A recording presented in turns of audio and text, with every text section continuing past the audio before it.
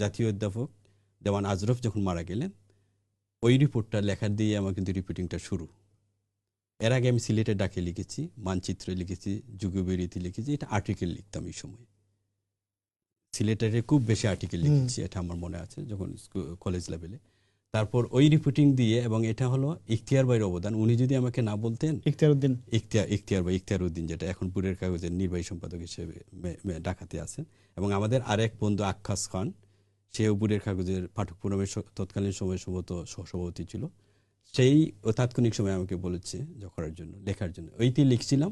আর ওই সময় একটা ছবি, দেওয়ান মোহাম্মদ আজরফের একটা ছবি দরকার। তখন আমি তো আর আলোকচিত্র শিল্পী না, ওই সময় জিয়ার সুহেলা ছিলেন, উনি এই ছবিটা দিয়েছিলেন।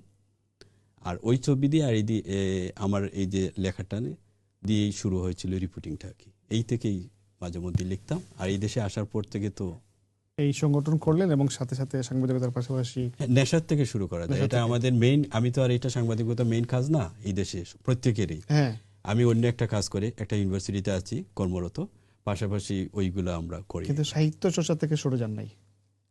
তবে বাংলাদেশে থাকতে যেভাবে একটা জোর ছিল, এইভাবে এতটুকু সম্ভব হয় না, বাট এইটা টাচে অটোমেটিকলি চলে আসে, যেটা বলা যায় ওইটা করি। সাহিত্য চর্চাটা এখনো আছে বলা যায়।